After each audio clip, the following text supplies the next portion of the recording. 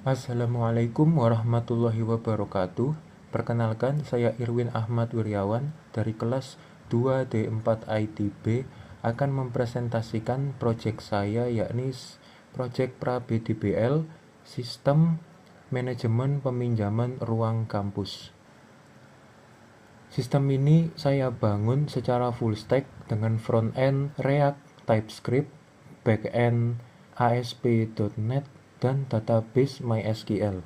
Fokus utama sistem ini adalah manajemen peminjaman ruangan dengan CRUD lengkap yang dapat create peminjaman baru, melihat peminjaman yang sedang aktif, mengupdate atau mengedit peminjaman yang ada, dan mendelete dengan soft delete. Juga saya tambahkan riwayat peminjaman yang telah lalu, peminjaman dengan status completed, rejected, atau cancelled, dan juga fitur search bar, filtering, dan sorting untuk melihat daftar peminjaman dengan lebih mudah. Kita mulai dari dashboard. Dashboard di sini menampilkan total ruangan, total peminjaman yang di ACC, dan total peminjaman yang sedang menunggu untuk di ACC. Juga saya menampilkan tabel peminjaman terbaru. Selanjutnya pada halaman peminjaman. Di halaman peminjaman ini terdapat search bar, filtering status, dan filtering rentang waktu. Lalu kita dapat create peminjaman baru. Juga terdapat tabel untuk melihat peminjaman yang sedang aktif. Peminjaman yang sedang aktif ini adalah peminjaman dengan status requested atau approved. Lalu untuk peminjaman kita dapat melihat dengan lebih detail. Kita dapat mengedit dan menghapus dengan soft delete. Yang pertama kita coba membuat data peminjaman baru. Kita pilih terlebih dahulu ruangan mana yang ingin dipinjam seperti ini, lalu mengisi nama, mengisi rentang waktu peminjaman, misal hari ini pada jam segini, dan hari ini dan besok pada pukul segini. Kita bisa mengisi alasan peminjaman.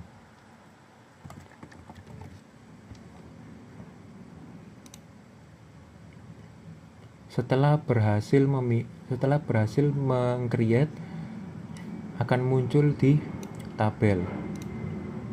Setelah itu kita dapat melihat detailnya di tombol view tersebut. Kita juga dapat edit data peminjaman untuk dapat diubah ke status yang lain. Yang awalnya ini adalah status requested, kita bisa ubah ke status yang lain.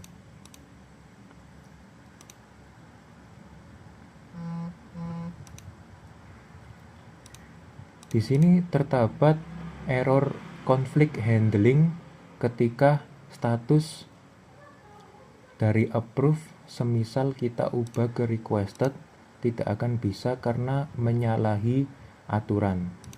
Setelah mengubah status ke approve, kita dapat ubah status ke complete. Di sini juga terdapat search bar untuk mencari peminjaman berdasarkan nama kamar, nama peminjam, atau alasan peminjaman. Semisal nama kamar ruang meeting, kita dapat mencari seperti ini. Kita juga bisa filtering berdasarkan status seperti ini. Kita juga bisa filtering berdasarkan rentang waktu. Lalu kita juga dapat menghapus peminjaman yang sedang aktif. Semisal seperti ini, kita bisa menekan tombol delete. Oke.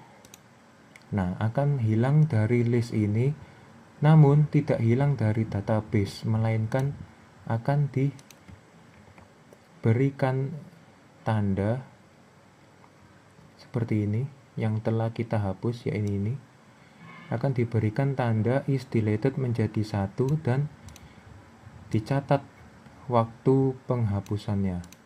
Lalu yang terakhir ada page riwayat. Page riwayat ini sama seperti page peminjaman sebelumnya. Bedanya adalah di sini menampilkan peminjaman dengan status completed rejected. Untuk alur front end back end ke database, yang pertama front end mengirim request HTTP menggunakan Axios pada http.ts seperti ini. Lalu back end menerima melalui controller.